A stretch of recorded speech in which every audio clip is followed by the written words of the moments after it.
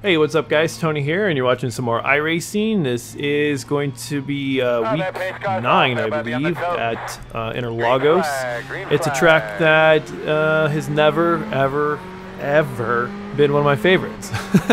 I have never had a good race here. Typically what happens is Interlagos at times is so wide that it just, people see gap, they feel gap. It's like, gap, I must fill. And it just never really makes for good racing. So a couple weeks back I posted a very quick race, if you will, my first race in VR, which was like a lap and a half. No, it's probably like 4 laps. So this is actually my second race in VR. So I did one race with Ford GT and I wrecked out of that one, and I did my second race, which was the Ferrari, finished that one, and my third race in VR with the Ford GT, I wrecked out of that one too. So it wasn't a good week for the Ford GT and me, but I did actually prefer the Ford GT over the Ferrari. It's really strange. I actually seem to prefer the Ford GT in VR like every track so far. Now that I've run VR at Interlagos, VIR, and now at IMSA. Those are the 3 tracks I've run it in every week so far. Now I really do prefer the Ford GT over the Ferrari, and I don't really know why. I mean, on flat monitors I much prefer the Ferrari over the Ford GT, so I don't know if it has to do with the immersion. I don't really know what it has to do with anything. It's just kind of the way I feel, or maybe it's just tracks. The tracks might just be far more favorable to the Ford GT than the Ferrari. I don't know, but I can just tell you I feel way more comfortable in the Ford GT than the Ferrari in VR. So what you're watching, or obviously, is the second race in VR.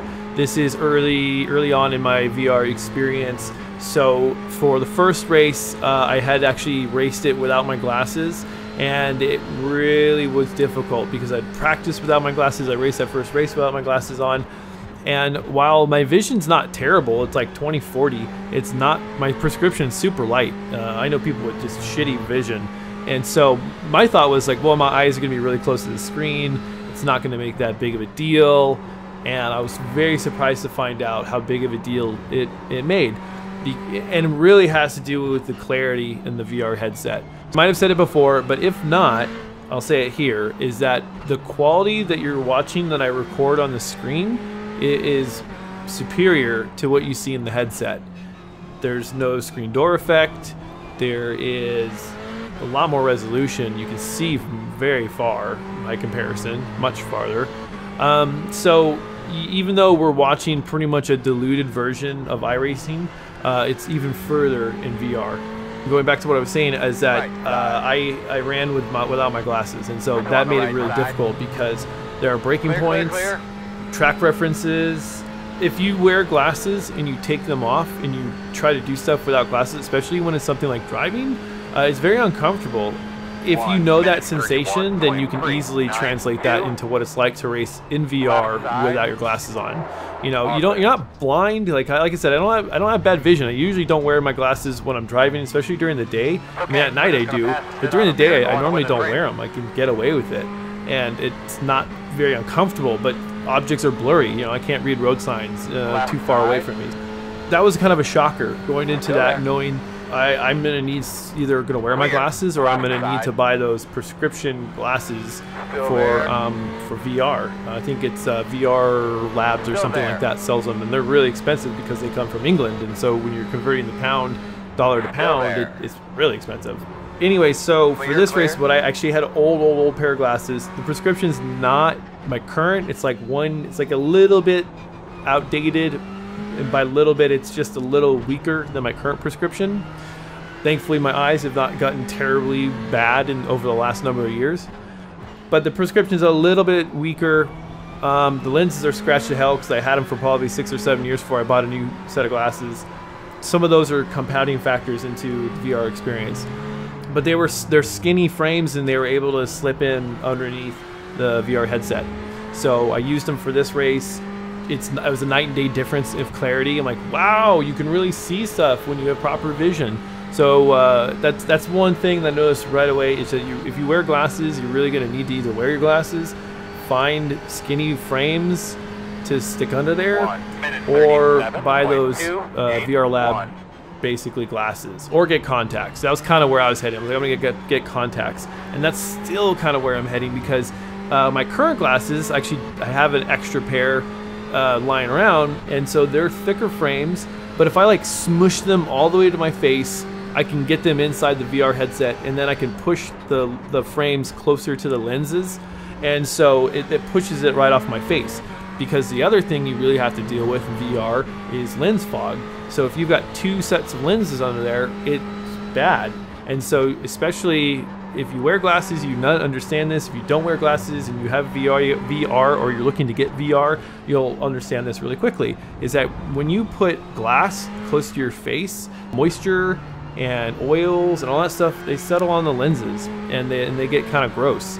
And so that's kind of what's been happening to me, is like I'll stick my glasses on and I kind of have to keep the headset really loose to allow airflow in underneath the headset, because the headset does get hot. It's not as hot as people say, but it's hot enough where, for instance, because this happened when I first got VR, is that I had my glasses sitting in my gaming room, the window was open, and it was probably like 60 some odd degrees outside, and it wasn't particularly chilly. It's summer, so it's not really cold.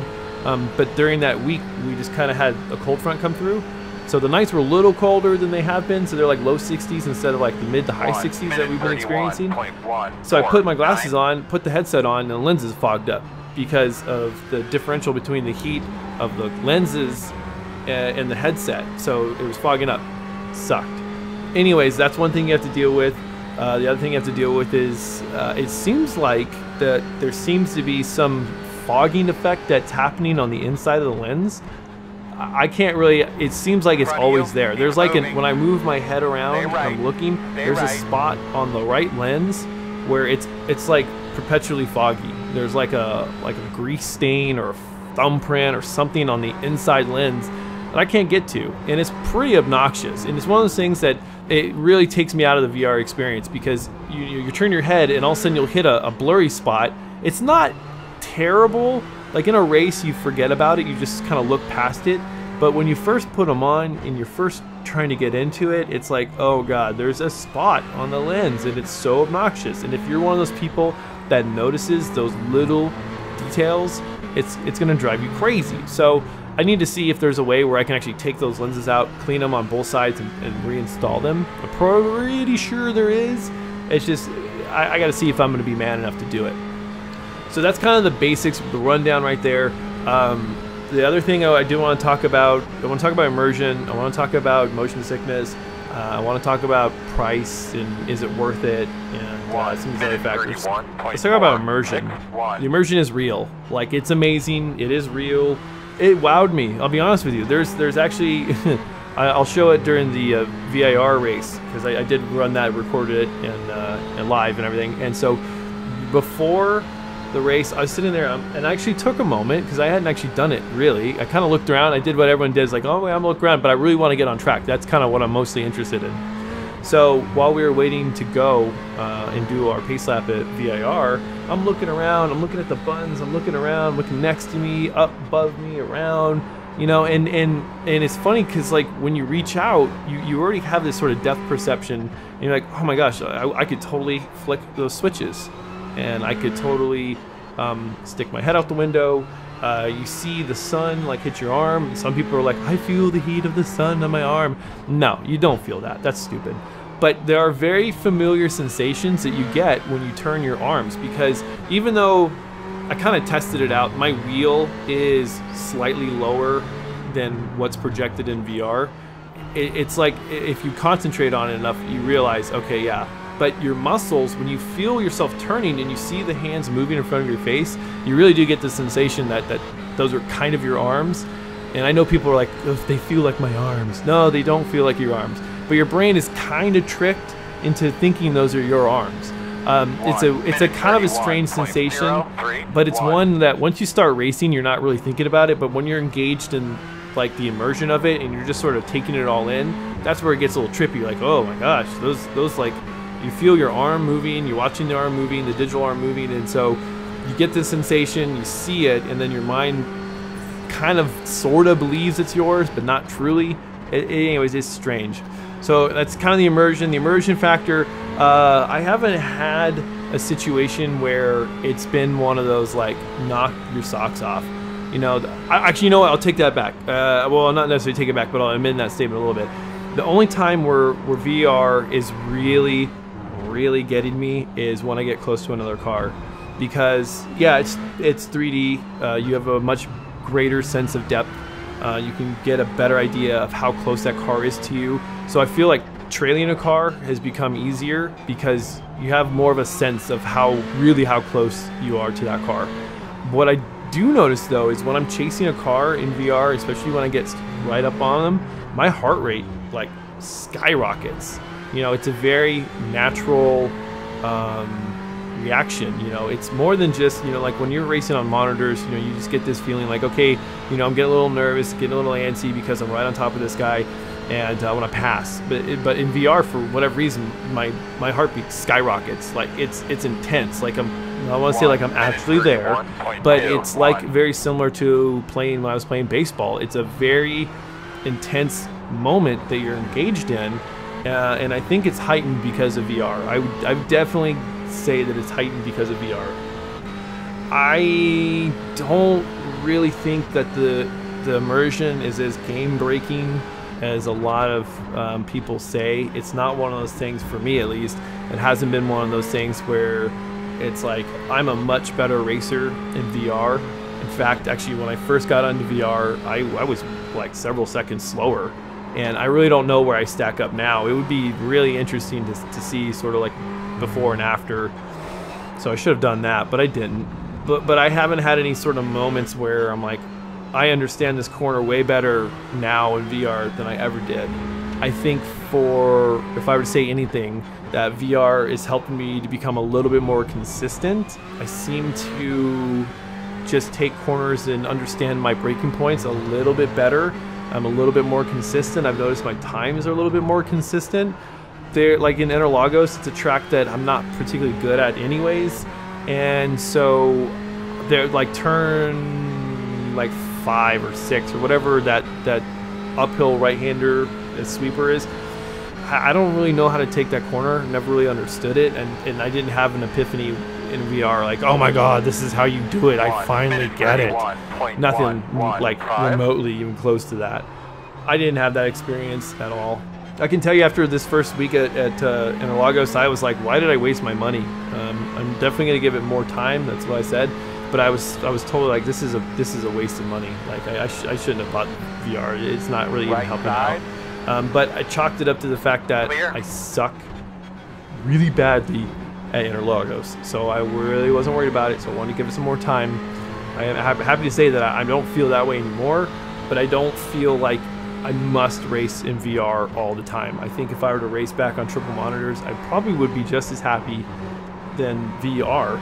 I think the immersion, I think that's kind of the only thing that I would sort of miss is the immersion, but it's offset by the hassle of the headset and the heat and my glasses and cleaning the lenses and cleaning my glasses. So there's a whole bunch of other baggage that comes with it that it's not difficult, it's not challenging, it's just more stuff you have to deal with. It's more of a hassle, if you will, than being able to just turn your computer on, turn your monitors on, go race.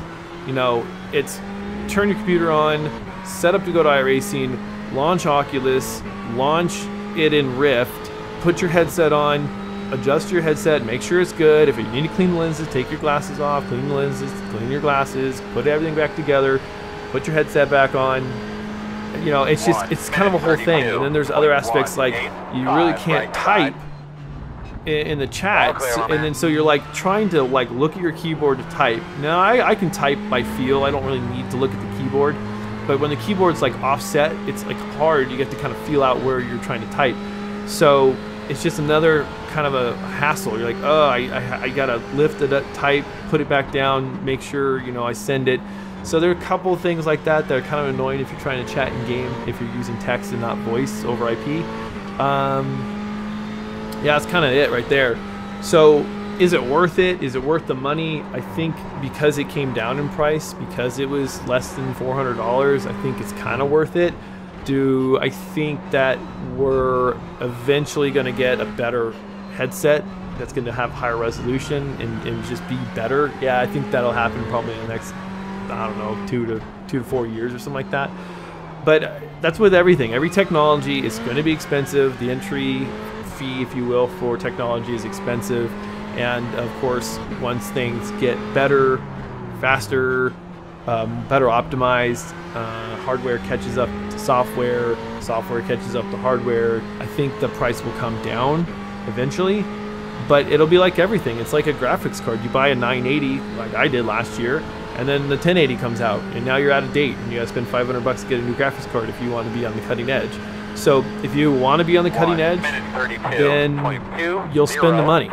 If you don't really care about being on the cutting edge, then you're not going to spend the money. You're going to wait for the bargain. You're going to wait for when it's more affordable for you. And I'm not necessarily one that wants to be on the cutting edge, but I am one that I think I appreciate the technology and I appreciate what it's doing for me. And I think more than that, as sim racers, our ultimate goal is to experience real racing, right? So we want the immersion. We want that factor of I'm really in the car. A lot of us go to painstaking efforts to try to simulate an experience that is close to real as possible, and this brings you one step closer. There are motion simulators, obviously you can do that. Button boxes, people have laid out their sim rigs inside of a real cockpit of a car, or you've got your racing rig or whatever. Like, that's the whole goal, is to make it as close to real life as possible. And while this is not perfect, while it's not our vision, it's not 1080p, it's a step closer, and there's something to be said for that. So at the end of the day, would I go back? Would I do it again if I had the choice? I probably would, but like I said, it's one of those things that I think I'd still be just as happy iRacing on monitors as I am in VR, and I think perhaps a lot of that has to do with the fact that I came from triple monitors. There are cheaper alternatives if you want a little bit more immersion, and that's Track IR. You can do Track IR if you want. You can get a similar sense of immersion, obviously not the 3D depth perception that you get with VR, but it'll give you the ability to turn your head and change where the camera's looking. It'll give you that. You'll get a little bit more of a sense of immersion that way, but not to the same degree. So there are alternatives out there if you want them. And the last thing I'll touch on is motion sickness, because that's something that was really, for me, the biggest hurdle. Like, I didn't want to spend $400 or $500 on Oculus Rift and put it on and then get motion sick like the same day I'm trying to use it for the first time. So that was the biggest concern for me. I know people that said, oh, I had to work my way up to it. I had to like drive for 15 minutes or 20 minutes or whatever. That really wasn't the case for me. I think I mentioned that in a previous video. I actually was able to put the headset on and go racing, and nothing really fazed me. And I think a lot of that has to do with the simple fact that I ran Track IR for, I want to say, the better part of a year to a year and a half. Now, what I will say, there are times where I've been in like following the car, so I've been in the like chase view, and I've leaned back in my chair, and that motion of leaning back and having the camera kind of pull back and seeing the car travel, and especially if it's going through turns, it's like, oh, that doesn't feel good, don't do that. So I get that sometimes when I'm watching replays, if I'm right behind the car. If it's like a replay, if I'm watching from one of the TV cameras, it's never an issue, but it's usually when it's like falling immediately behind the car.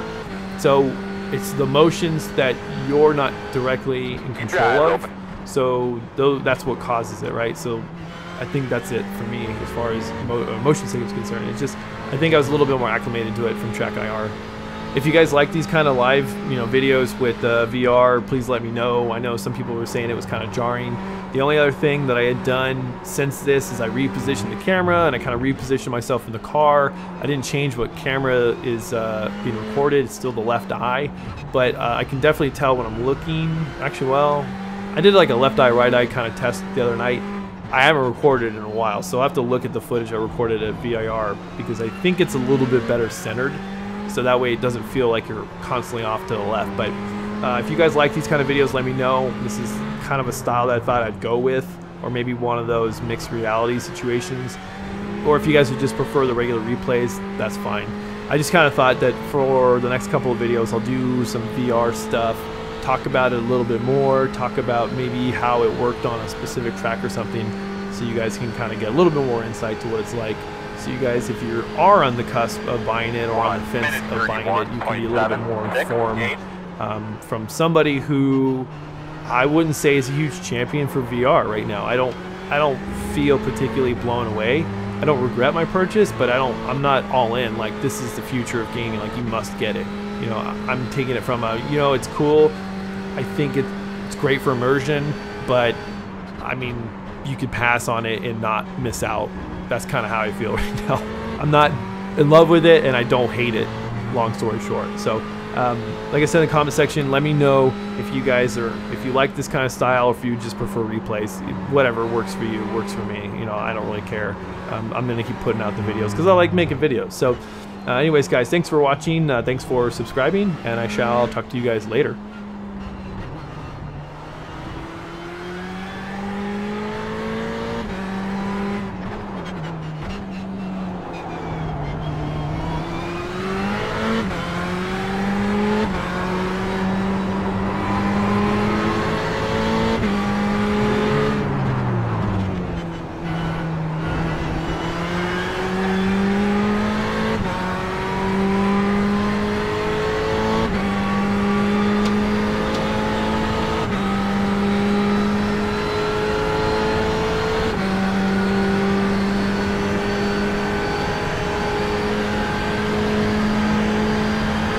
Minute 31.332.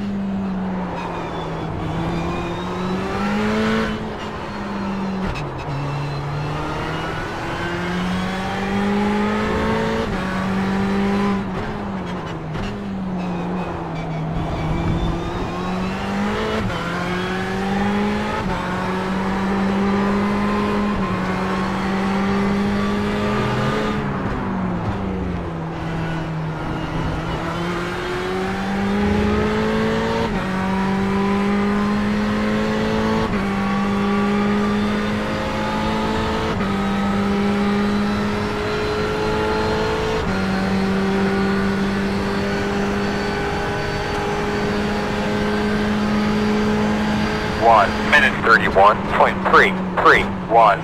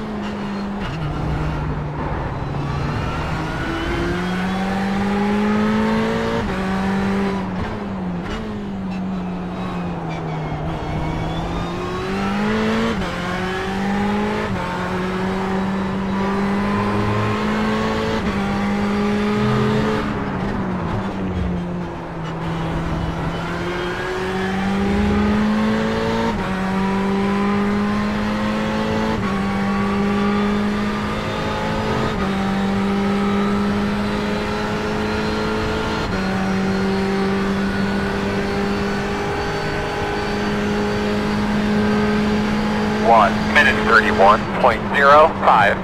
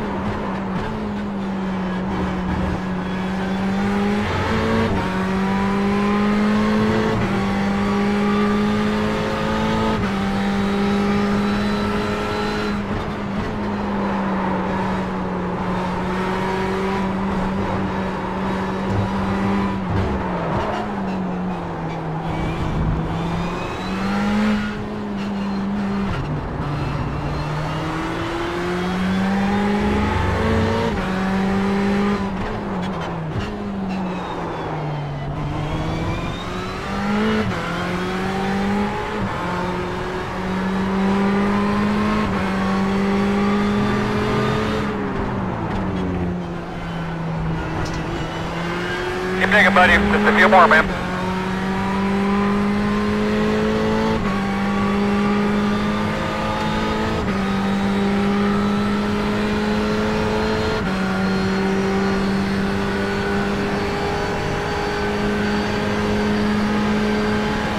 One minute 31.084.